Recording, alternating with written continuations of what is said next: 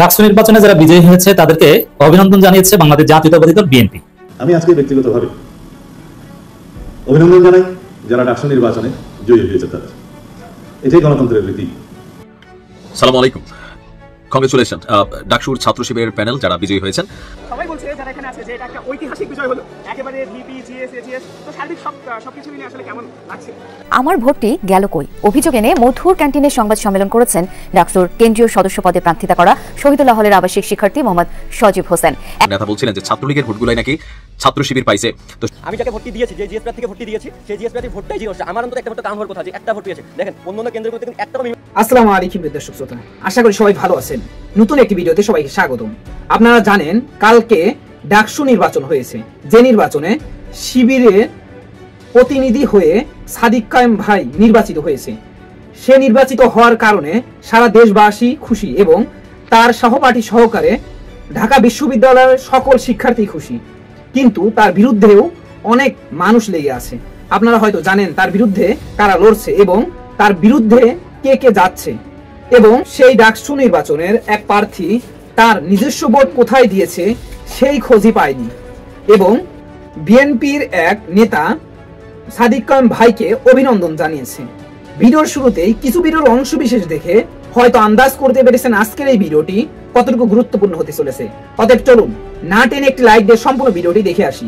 ডাকসু নির্বাচনে যারা বিজয়ী হয়েছে তাদেরকে অভিনন্দন জানিয়েছে বাংলাদেশ জাতীয়তাবাদী দল বিএনপি। এটা শিবিরের জন্য অত্যন্ত সিগনিফিকেন্ট। জাতীয় রাজনীতিতে যতটা না সিগনিফিকেন্ট তার সাথে শিবিরের জন্য।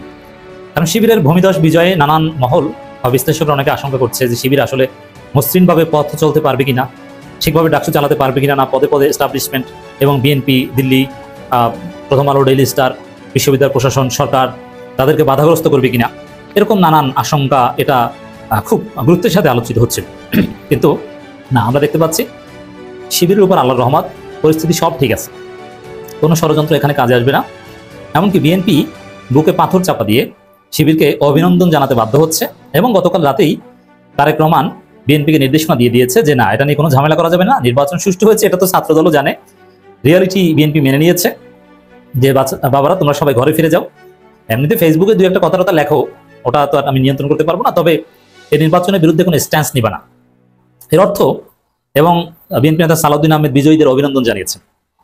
এখন তিনি বলছেন যে শিবির না সম্মিলিত শিক্ষার্থী জোট, যা বলে শান্তি পান। যারা জিতেছে তারা শিবিরের কথা আমরাও বলি না, কারণ তারা ঢাকা বিশ্ববিদ্যালয়ের, তাদের পরিচয় শিবিরের চাইতে অনেক ঊর্ধ্বে। ঢাকা বিশ্ববিদ্যালয়ের শিবিরের ফিক্সড ভোট আছে 3000 থেকে 3500, কিন্তু ভোট পেয়েছে কত? এত ভোট কোথায় পেল? সাধারণ শিক্ষার্থীরা ভোট দিয়েছে।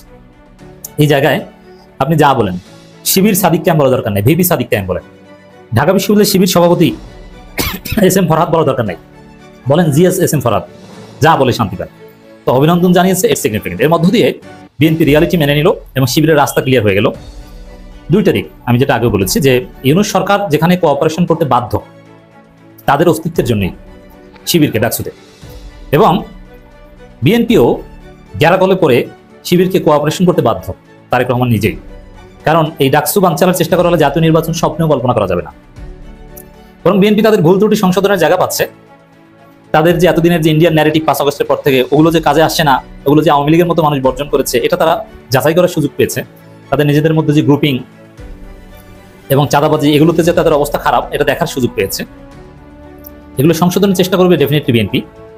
কিন্তু নির্বাচন বানচাল, ষড়যন্ত্র, ভোট বাতিল, ফলাফল বাতিল, শপথ নিতে দিব না, মিছিল, হরতাল, ভিসির পদত্যাগ, এসব উল্টোপাল্টা করতে চাইলে আমসালা সব যাবে। এটা গতকাল রাতে বিএনপির স্থায়ী কমিটি জরুরি মিটিং করে এই কনক্লুশনে এসেছে, যার অংশ হিসেবে সালাউদ্দিন আহমেদ অভিনন্দন জানিয়ে দিয়েছেন। ডাকসু নির্বাচনে বিজয়ীদের অভিনন্দন। এটা বিএনপি একটা স্মার্ট পলিটিক্স। এমনিতেই ঢাবি ভিসির সাথে বেয়াদবি করে এবং কারচুপির নাটক সাজিয়ে শিবিরের বিরুদ্ধে এবং ফলাফল গণনাকালে বিভিন্ন জায়গায় মব সৃষ্টির অপচেষ্টা চালিয়ে ক্যাম্পাসে মিছিল করে ছাত্রদল তারেক রহমানকেও কলঙ্কিত করেছে। এমনিতে লজ্জাজনক হার, ভূমিধস পরাজয়, তার মধ্যে আবার উল্টাপাল্টা আচরণ করে মান সম্মান কিছু রাখলো না। এজন্যে এই জরুরি নির্দেশনা, এই অভিনন্দন জানানো, এটা তাৎপর্যপূর্ণ। ডাকসু নির্বাচনে সালাউদ্দিন আহমেদ যা বলেন আমরা একটু বিশ্লেষণ করব। ঢাকা বিশ্ববিদ্যালয় কেন্দ্রীয় ছাত্র সংসদ নির্বাচনে যারা বিজয়ী হয়েছেন তাদের অভিনন্দন জানিয়েছেন বিএনপি স্থায়ী কমিটির সদস্য সালাউদ্দিন আহমেদ। দেখেন, 5 আগস্ট যে আসলেই বাংলাদেশকে পরিবর্তন করেছে তার প্রমাণ। এখানে বিএনপি বুকে পাথর চাপা দিয়ে মানতে হচ্ছে রিয়ালিটি। ছাত্রদল মানতে চায় না, বলাফল মানবে না, এটা হয় না যে আওয়ামী লীগ পরবর্তী এই নতুন বাংলাদেশে আমরা এভাবে ধ্বংস হয়ে যাব, এটা মানা যায় না, কিন্তু মানতে হচ্ছে। বাবা, আপনাকে মানতে হবে। এই নতুন বাংলাদেশে উল্টাপাল্টা চলবে না। ইউনূস যদি সেই পাতানো নির্বাচনের চেষ্টা করেন, হবে না। ইউনূস, আপনি পারবেন না, কেউ পাতানো নির্বাচন করতে পারবেন না। 5 আগস্টের শহীদের রক্ত কথা বলবেই। ঢাকা বিশ্ববিদ্যালয় কেন্দ্রীয় ছাত্র সংসদ নির্বাচনে যারা বিজয়ী হয়েছেন তাদের অভিনন্দন জানিয়েছে বিএনপি স্থায়ী কমিটির সদস্য সালাউদ্দিন আহমেদ। শিবিরের নাম নিতে লজ্জা, ঠিক আছে, নেওয়ার দরকার নেই ভাই। শিবির তো এটাই চাইছে, তারা নিজেদেরকে ইনক্লুসিভ, শিবিরের ঊর্ধ্বে প্রমাণ করতে চেয়েছে। শিবির নিজেদেরকে শিবির বলে প্রচারণা চালায়নি, ইনক্লুসিভ ঐক্যবদ্ধ শিক্ষার্থী জোট বলে প্রচারণা চালিয়েছে। তো শিবিরকে শিবির বলতে লজ্জা পায় সালাউদ্দিন আহমেদ বিদ্বেষের কারণে। কিন্তু শিবির তো এটাই চায় যে আপনি শিবিরকে শিবির বলা দরকার নেই, আপনি ঐক্যবদ্ধ শিক্ষার্থী জোট ওইটা বলেন। শিবিরকে তো আরো বেশি হেল্প করলেন সালাউদ্দিন।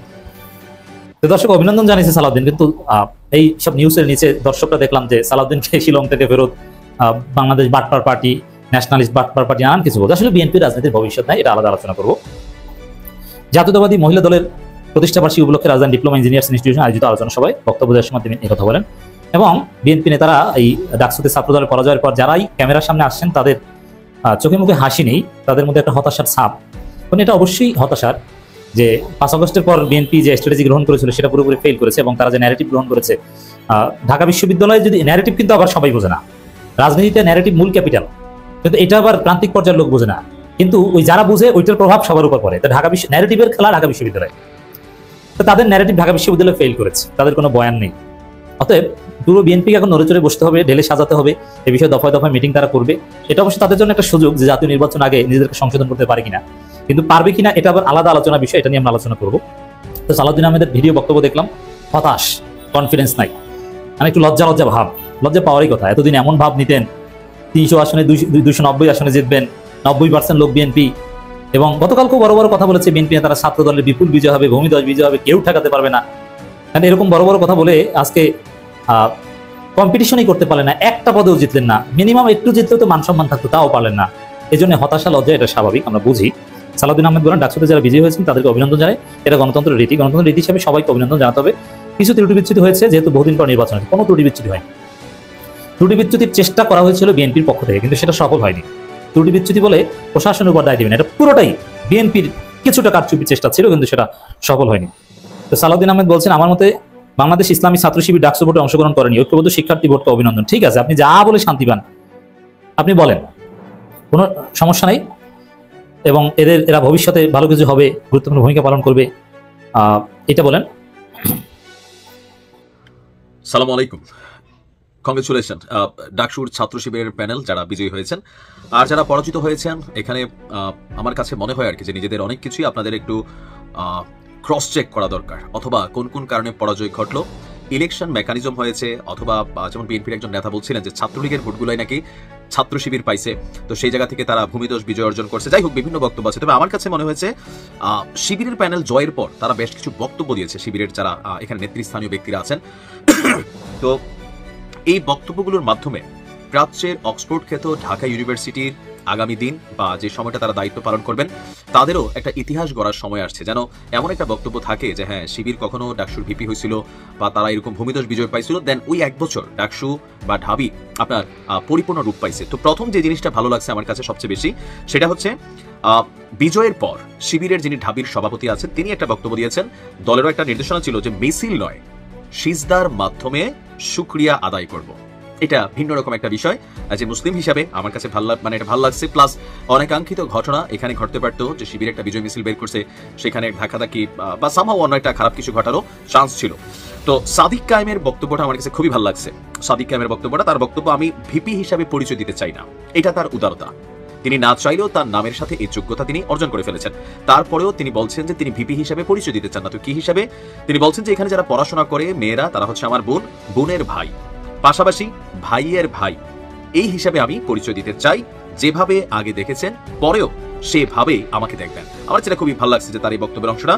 পাশাপাশি ফরহাদও, তার জিএস প্রার্থী ফরহাদ যিনি ছিলেন, তিনিও সুন্দর বক্তব্য দিয়েছেন যে আমরা আমাদের কাজগুলোকে বাস্তবে পরিণত করে আমাদের যে প্রতিশ্রুতিগুলো আছে সেগুলোকে ফিল আপ করতে চাই। অপরদিকে জিএস প্রার্থী যিনি ছিলেন মহিউদ্দিন খান, তিনি বলছেন যে এই ঐতিহাসিক বিজয়কে তখনই পূর্ণ মনে করব যেদিন আমরা আমাদের প্রতিশ্রুতিগুলো পূর্ণ করতে পারবো। এই আমানতের রক্ষণাবেক্ষণ আমাদের প্রথম অঙ্গীকার। আল্লাহ আমাদেরকে হঠকারী এবং অহংকারীতে পরিণত হওয়া থেকে পরিত্রাণ দান করুক, আমাদের পথকে মসৃণ করে দিন। খুবই সুন্দর বক্তব্য। আমার কাছে মনে হয় যে শিবির বরাবরই তারা ভালো বক্তা, ভালো বলে। শিবিরের মধ্যে চাইলে আপনি উইরা এসে জুইরা বসার সুযোগ নাই। আপনাকে একটা সিস্টেম, হার্ডওয়ার্ক, প্রসেসিং এর মধ্যে দিয়ে কিন্তু আপনাকে পার হতে হবে এবং এই জায়গাগুলোকে অর্জন করতে হবে। তো তুলনামূলকভাবে আমি অন্তর থেকে ধন্যবাদ দিই তাদের এই চিন্তা ভাবনাগুলোকে যে পাশ করে বিজয়ের নাম আত্মহারা হয়ে গেছে, এই বেটা আমি কে তুমি কে। যদিও বরাবরই এগুলো আমাদের মধ্যে আছে, তারপরেও তাদের যে ইন্টেনশনটা আছে, এত বড় একটা দায়িত্ব পাইছি, এত বড় একটা ক্ষমতা পাইছি, বাট সেই ক্ষমতা যেন আমাকে গিলা না ফেলে। এই যে পজিটিভ ভাইব, বা আমি মনে করি এখানে ডাকসুর যারা আছেন, ঢাকা ইউনিভার্সিটি যে ঐতিহ্য হারিয়ে ফেলেছে, ঢাকা ইউনিভার্সিটির মান এশিয়াতে বলেন সারা পৃথিবীর ইউনিভার্সিটিতে র্যাঙ্কিং গুলো বেল নাই কিন্তু, বুঝছেন নি, বাংলাদেশে এটার অনেক নামটাম আছে, কিন্তু সেখান থেকে বের হয়ে ঢাবিকে প্রোডাক্টিভ, ঢাবিকে শিক্ষানুরাগী মেন্টালি, ঢাবিকে শিক্ষার একটা সুন্দর পরিবেশ, সবকিছু মিলিয়ে একটা ইতিহাস গড়ার সুযোগ কিন্তু পেয়েছে ইসলামী ছাত্র শিবির। সো আমরা আশা করবো তারা তাদের দায়িত্ব পরিপূর্ণভাবে পালন করবে এবং ডাকসু নতুন একটা কি বলা হয় যে ধরেন এক্সাম্পল তৈরির জন্য সুযোগ পাবে, যে হ্যাঁ গত বছর যারা ছিল তারা এরকম করছে, আগামী বছর যারা। আমি আশা করছি সম্পূর্ণ ভিডিওটি দেখেছেন এবং সাদিক কায়েম ভাই যে নির্বাচিত হয়েছে সেই সাপেক্ষে আপনার কি মতামত অবশ্যই কমেন্ট বক্সে জানিয়ে যাবেন। ভিডিওটি ভালো লেগে থাকলে শেয়ার করতে ভুলবেন না। আমাদের এই চ্যানেলে নতুন হয়ে থাকলে চ্যানেলটি সাবস্ক্রাইব করে চ্যানেলের পাশে থাকবেন। আর যারা ইতিমধ্যে চ্যানেলটি সাবস্ক্রাইব করেছেন তাদেরকে অসংখ্য ধন্যবাদ। দেখা হবে নতুন কোনো ভিডিও নিয়ে, ততক্ষণ সবাই সুস্থ থাকবেন। আল্লাহ হাফেজ।